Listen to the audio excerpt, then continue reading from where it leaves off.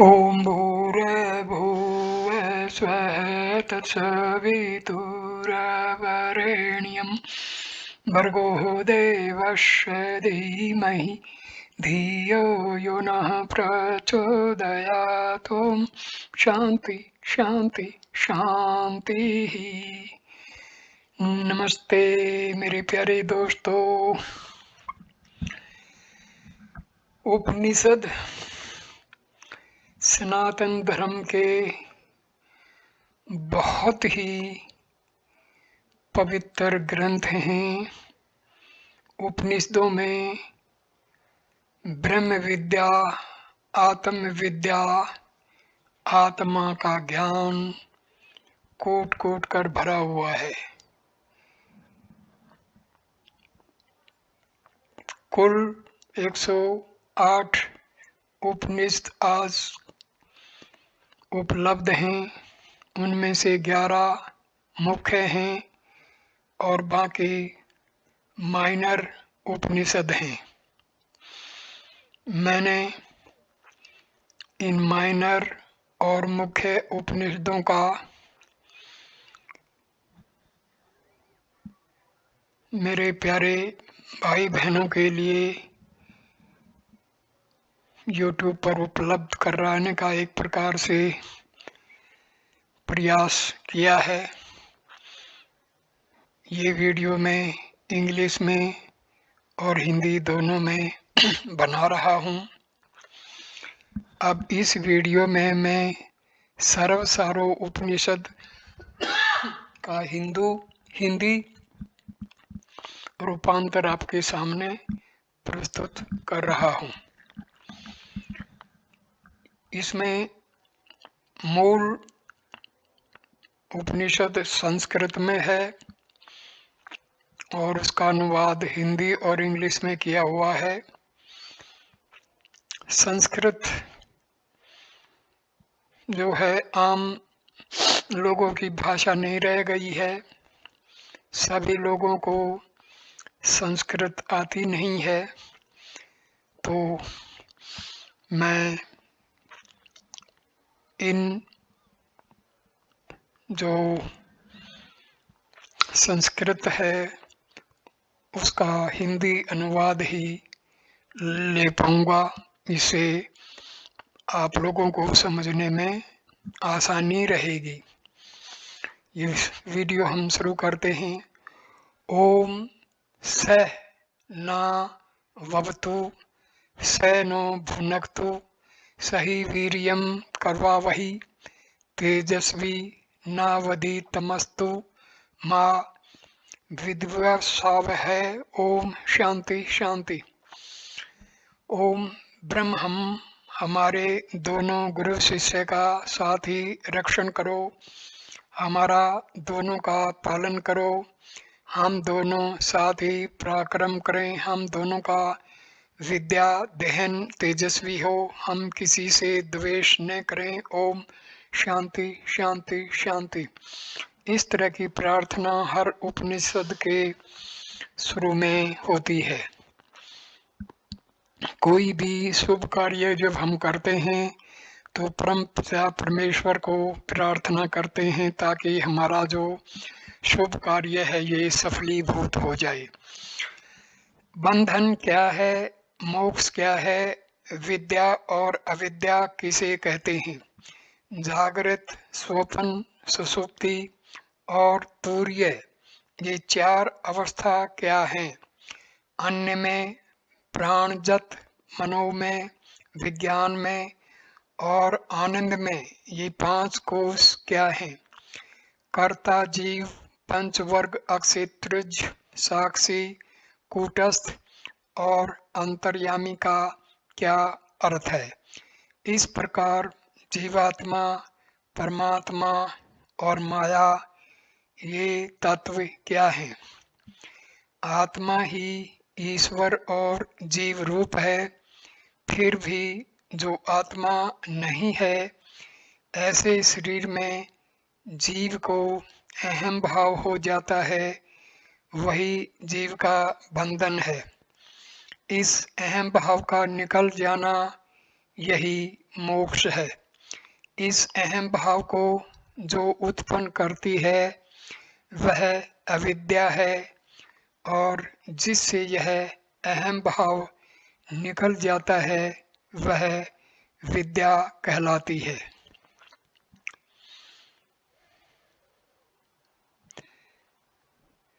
सूर्य आदि देवताओं को शक्तियों के द्वारा मद, बुद्धि, चित्त, अहंकार और 10 इंद्रियां, इन 14 द्वारा जिस अवस्था में आत्मा शब्द, स्पर्श आदि स्थूल विषय को ग्रहण करती है उसे आत्मा की जागृत अवस्था कहते हैं।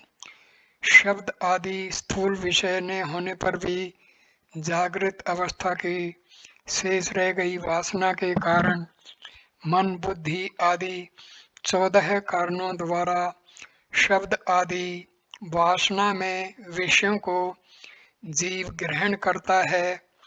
उस अवस्था को आत्मा की स्वपन अवस्था कहा जाता है। इन 14 इंद्रियों के शांत बन जाने पर जिस अवस्था में विशेष ज्ञान नहीं होने से शब्द आदि विषयों को ग्रहण नहीं करते हैं, उस समय की आत्मा की अवस्था को सुषुप्ति कहा जाता है। इन तीनों अवस्थाओं की उत्पत्ति और लय का जानने वाला और स्वयं उत्पत्ति और लय से निरंतर परे रहने वाला ऐसा जो नित्य साक्षी चैतन्य है वही तुर्य चैतन्य है, और उसकी अवस्था का नाम तुर्य है। अन्न से बनने वाले कोषों के समूह रूपी शरीर को अन्नमय कोष कहते हैं।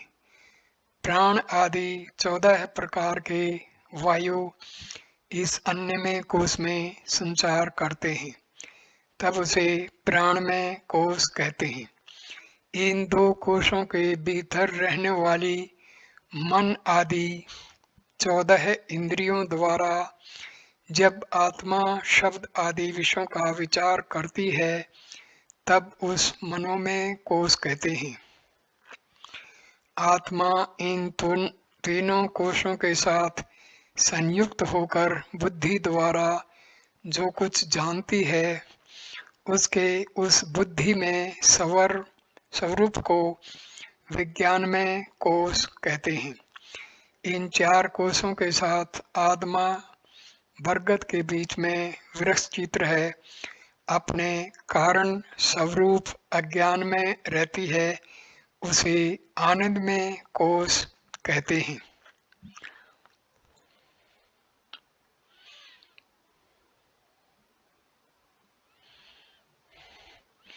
सुख दुख की दृष्टि से अंतर में रुचिकर वस्तु की जो इच्छा होती है वह सुख बुद्धि है, और अरुचिकर वस्तु की कल्पना की है वह दुख बुद्धि है। सुख को प्राप्त करने और दुख को त्यागने के लिए जीव जो क्रियाएं करता है उन्हीं के कारण उसे कर्ता कहा जाता है।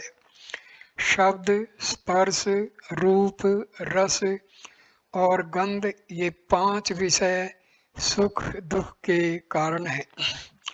पुण्य और पाप कर्मों का अनुसरण करने वाला आत्मा प्राप्त हुए शरीर के संयोग को अप्राप्त की तरह समझने लगता है, तब उसे उपाधि युक्त जीव कहते हैं। मन आदि, प्राण आदि, इच्छा आदि, सत्व आदि और पुण्य आदि के 5 समूहों को पंच वर्ग कहा जाता है। इन 5 वर्गों के धर्म वाला बनकर जीवात्मा बिना ज्ञान के उनसे छुटकारा नहीं पा सकता। मन आदि सूक्ष्म तत्वों की उपाधि जो आत्मा को सदैव लगी रहती जान पड़ती है उसे लिंग शरीर कहा जाता है और वही हृदय की ग्रंथि है। उसमें जो चैतन्य है वह अक्षेत्रज कहलाता है।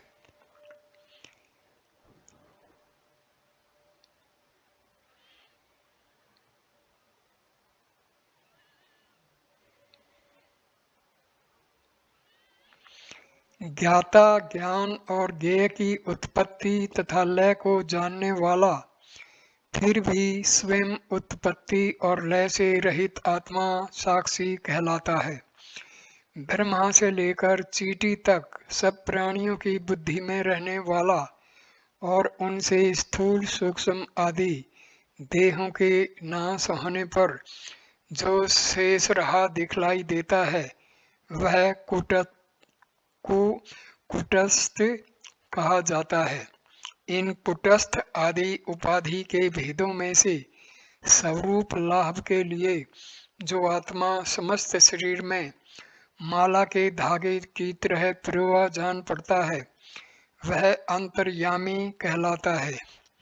सत्य ज्ञान और आनंद रूप सर्व उपाधि से रहित और कड़ा मुकुट आदि की उपाधि से रहित केवल सोना जैसा ज्ञान और चैतन्य रूपात्मा जब भासमान होता है तब उसे तव नाम से पुकारा जाता है। ब्रह्म सत्य अनंत और ज्ञान रूप है। जो अविनाशी है वह सतव कहलाता है। देश काल वस्तु आदि निमित्तों का नाश होने पर भी जिसका नाश नहीं होता वही अविनाशी है। उत्पत्ति और विनाश से रहित नित्य चैतन्य को ज्ञान कहते हैं। मिट्टी से बनी हुई वस्तुओं में सोने की तरह और सूत की बनी वस्तुओं में सूत की तरह समस्त सृष्टि में पूर्ण और व्यापक बना हुआ जो चैतन्य है वह अनेक कहलाता है। जो सुख में चैतन्य स्वरूप है, अपरिमित आनंद का समुद्र है और शेष रहे सुख का स्वरूप है वह आनंद कहलाता है।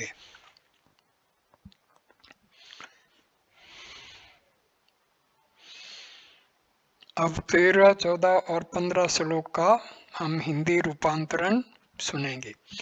ये चार अर्थात सत्य ज्ञान अनंत और आनंद वस्तु जिसके लक्षण हैं और देश काल वस्तु आदि निमित्तों के होने पर भी जिसमें कोई परिवर्तन नहीं होता है उसी को तत्पदार्थ अथवा परमात्मा कहते हैं। ये दोनों त्वम और तत्पदार्थ उपाधि वाले भेदों से पृथक आकाश की तरह सूक्ष्म और केवल सतरूप तत्व पर ब्रह्म कहलाते हैं। अब 14वां, जो अनादि तो है पर जिसका अंत हो जाता है, जो न असत और न सद सत स्वमेव सबसे अधिक विकार रहित दिखाई पड़ने वाली शक्ति को माया कहता है। उसका वर्णन इसके अतिरिक्त और किसी प्रकार से नहीं किया जा सकता है। यह माया अज्ञान रूप तुच्छ और मिथ्या है, पर मूढ़ मनुष्यों को तीनों काल में वह वास्तविक ही जान पड़ती है।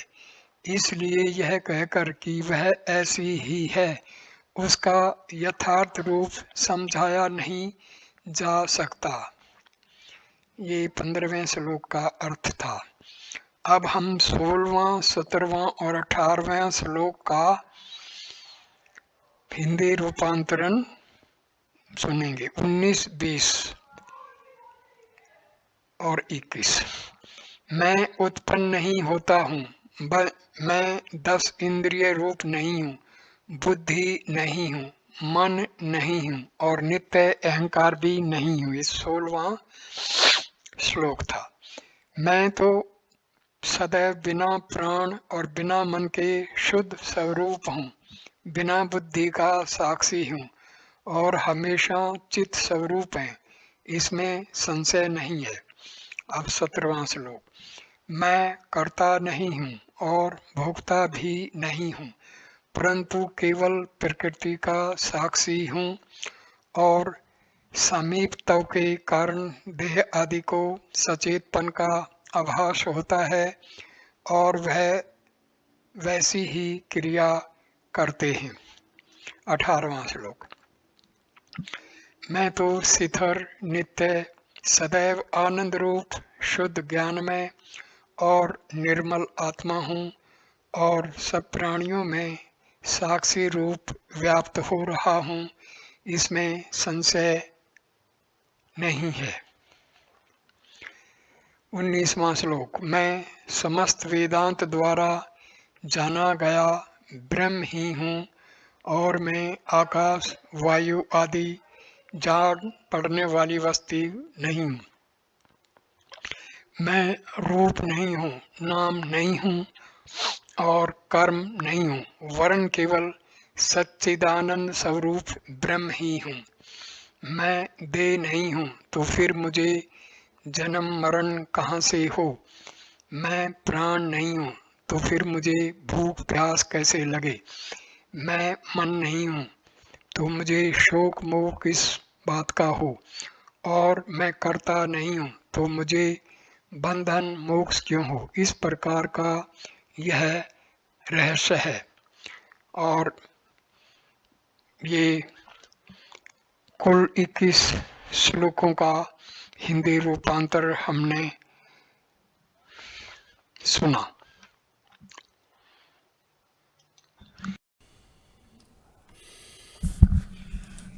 ये उपनिषद बहुत छोटा जरूर है, लेकिन इसमें गहन ब्रह्म विद्या का ज्ञान कूट कूट कर भरा हुआ है। इस उपनिषद के अनुसार हम जान पाते हैं आत्मा ही ईश्वर और जीव रूप है। फिर भी जो आत्मा नहीं है, ऐसे शरीर में जीव को अहम भाव हो जाता है, वही शरीर का बंधन है। इस अहम भाव का निकल जाना यही मोक्ष है। इस अहम भाव को जो उत्पन्न करती है वह अविद्या है और जिससे यह अहम भाव निकल जाता है वह विद्या कहलाती है। बंधन क्या है, मोक्ष क्या है, ऐसे प्रश्नों के उत्तर अब शुरू होते हैं। जीवन को, अस्तित्व को पहचानने की, खोजने की, अन्वेषण की दो विधियां हैं, दो संभावनाएं हैं। एक विधि है विश्लेषण, एनालिसिस, और दूसरी विधि है संश्लेषण, सिंथेसिस। एक मार्ग विज्ञान का और एक धर्म का। विज्ञान चीज़ों को तोड़ता है, उनकी अंतिम इकाई तक, आणविक इकाई तक, एटॉमिक यूनिट तक, और उस तोड़ने से ही विज्ञान ज्ञान को संग्रहित करता है। विज्ञान चीज़ों को उनके अंतिम टुकड़ों में से विभाजित करता है। उस विभाजन से ही विज्ञान के ज्ञान का जन्म होता है। धर्म की प्रक्रिया ठीक उल्टी है। धर्म जोड़ता है प्रत्येक इकाई को अंतिम विराट से, टुकड़ों को उसकी परिपूर्णता में, खंड को अखंड के साथ, और जब सभी कुछ संयुक्त हो जाता है तभी धर्म शान को उपलब्ध होता है। ऐसा समझें, एक फूल है, तोड़ सकते हैं उसे। वैज्ञानिक तोड़ेगा, फूल को समझने जाएगा तो तोड़ेगा। उसके केमिकल्स में, उसके रासायनिक तत्वों में, खनिज कितना, पानी कितना, रसायन कितना, वह तोड़कर विश्लेषण करेगा और बता सकेगा फूल किन किन चीज़ों का जोड़ है। लेकिन कोई कवि इससे राजी न होगा, कोई सौंदर्य का प्रेमी इस विश्लेषण को हत्या कहेगा, क्योंकि इस तोड़ने में ही फूल नष्ट हो गया और जो हमने जाना वह फूल नहीं, और तोड़कर जो हमें मिला उसे भला फूल बनता हो, लेकिन फूल कुछ और ही चीज़ थी। जिन अंगों को काट काट कर हमने फूल को पहचाना, उससे हमें यह तो पता चला कि फूल किन चीज़ों से मिलकर बना था, लेकिन फूल क्या था यह बिल्कुल भी पता नहीं चला, वर्ण तोड़ने में ही फूल खो गया। तो जब वैज्ञानिक फूल को तोड़कर उसके अलग अलग खंडों में लेबल लगाकर बोतलों में बंद कर दे, तब फिर कोई सौंदर्य दिखाई नहीं पड़ेगा। वह सौंदर्य फूल की परिपूर्णता में था, उसके पूरा होने में था। वह सौंदर्य उसके अंगों में नहीं है, उसके जोड़ में था। इसे ऐसा समझें, किसी ने एक गीत लिखा हो तो गीत को हम उसके शब्दों में तोड़ सकते हैं। जो भाषा शास्त्री है, अगर उससे कहेंगे कि इस गीत को समझो, तो वह शब्दों को तोड़कर अलग अलग रख देगा, बता सकेगा कि गीत कैसे बना, किन शब्दों के जोड़ से बना, कौन से नियम व्याकरण के काम में आए, लेकिन गीत खो जाएगा, क्योंकि गीत व्याकरण नहीं है। और गीत गहरे में समझें तो शब्दों का जोड़ भी नहीं है, शब्दों के जोड़ से कुछ ज़्यादा है, समथिंग प्लस, वह जो ज़्यादा है वह खो जाता है। तो विज्ञान अणु को उपलब्ध हो जाता है, सूक्ष्मतम को जान लेता है, अंतिम खंड को पहचान लेता है, लेकिन अखंड से वंचित हो जाता है, परमात्मा से खो जाता है। धर्म कहता है सब जुड़कर जो उस जोड़ से आविर्भूत होता है वही प्रभु है, वही ईश्वर है। ये ज्ञान के दोनों ढंग बड़े भिन्न हैं, बड़े विपरीत भी ये मार्ग हैं जानने के। विश्लेषण से हम कभी भी पदार्थ के पार नहीं पहुंच पाते, नहीं पहुंच सकेंगे, नहीं कोई उपाय नहीं। सब आशाएं व्यर्थ हैं कि विज्ञान किसी दिन परमात्मा को घोषित करेगा। वैज्ञानिक भला कहने लगे कि परमात्मा है, लेकिन वैज्ञानिक का वक्तव्य विज्ञान का वक्तव्य नहीं है। आइंस्टीन मरते समय अनुभव करने लगा था कोई दिव्य उपस्थिति, पर वह वैज्ञानिक का वक्तव्य है, विज्ञान का नहीं। वह वक्तव्य वैसे ही है जैसे एक वैज्ञानिक प्रेम में पड़ जाए किसी के और कहने लगे इस स्त्री से ज़्यादा सुंदर और कोई स्त्री जमीन पर नहीं है, लेकिन यह कोई विज्ञान का वक्तव्य नहीं है, एक वैज्ञानिक का वक्तव्य है। और एक वैज्ञानिक फूल को देखकर आनंदित हो उठे और नाच उठे, लेकिन यह नृत्य विज्ञान का नृत्य नहीं है, यह वैज्ञानिक का नृत्य है। लेकिन धार्मिक लोग अक्सर ऐसा सोच लेते हैं, अगर कोई वैज्ञानिक कह देता है कि हाँ परमात्मा की प्रतीति मालूम पड़ती है, कभी कोई एडिंगटन या कोई ओलिवर लाज या कोई आइंस्टीन अगर कह देता है, तो धार्मिक आदमी बड़े जल्दी सोचने लगता है कि विज्ञान भी है परमात्मा की बात करने लगा है, बड़ी भूल है। ये वक्तव्य निजी हैं और व्यक्तिक हैं, इनका विज्ञान से कोई लेना देना नहीं है। विज्ञान कभी भी परमात्मा की बात नहीं कह सकेगा, क्योंकि विज्ञान जिस विधि का उपयोग करता है वह विधि ही खंड पर ले जाती है, वह अखंड पर ले जाती नहीं।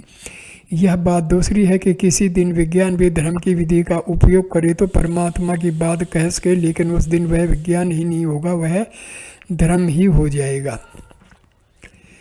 तो ऋषि क्या कहता है, आत्मा ही ईश्वर और आत्मा ही जीव है। वह जो मनुष्य के भीतर बोध की अक्षमता है, चैतन्य है, वह चिद्रूप है। वह जो मनुष्य के भीतर जानने वाला है, ज्ञाता है, दृष्टा है, वह जो साक्षी है, उसे उपनिषद आत्मा कहते हैं।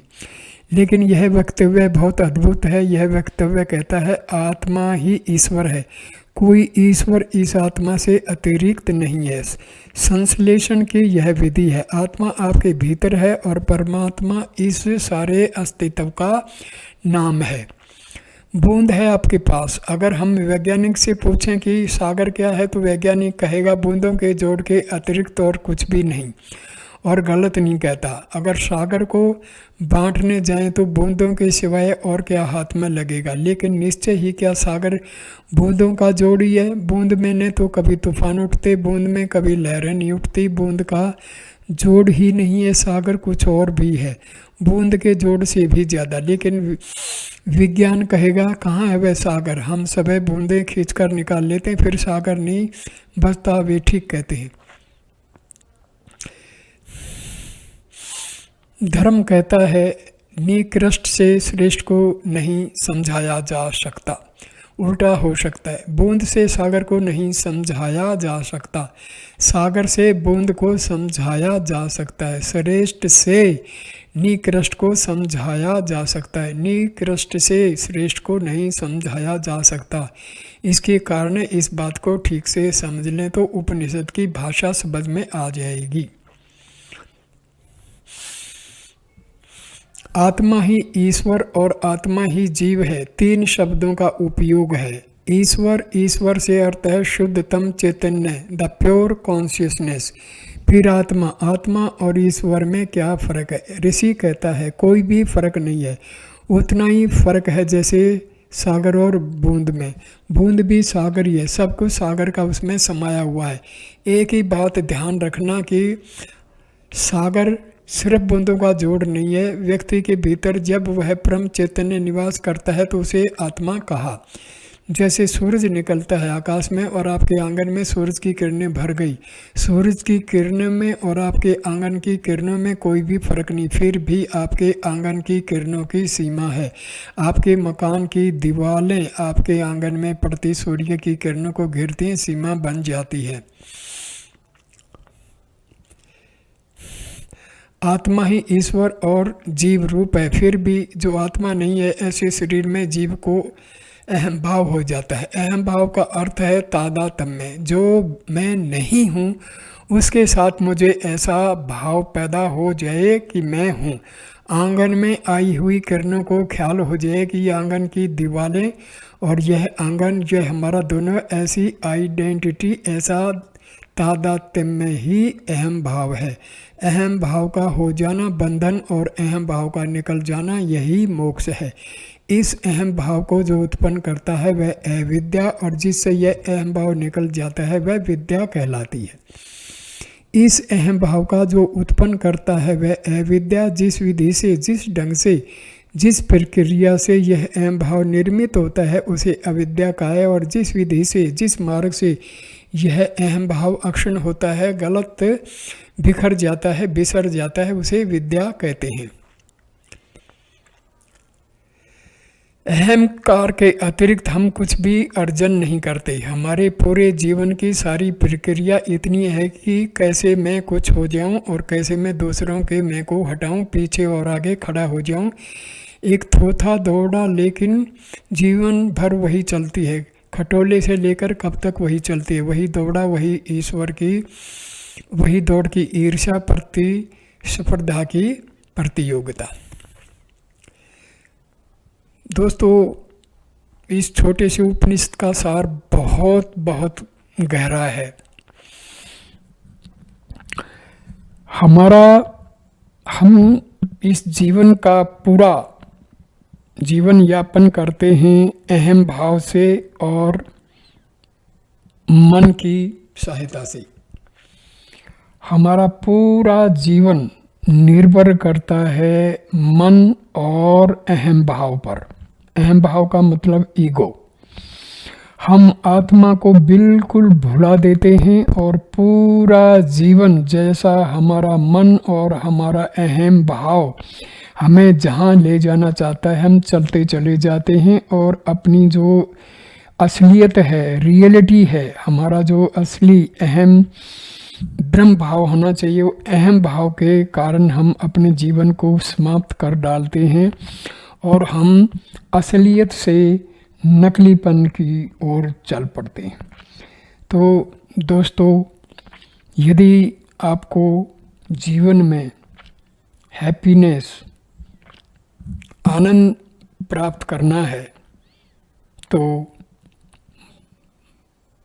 मन और अहम भाव को समाप्त करके आपको आत्मा की तरफ जाना पड़ेगा, नहीं तो पूरा जीवन अंधेरे में गुजर जाएगा और मानव जीवन में जो जन्म लेने का हमारा अर्थ था वो बिल्कुल ही समाप्त हो जाएगा।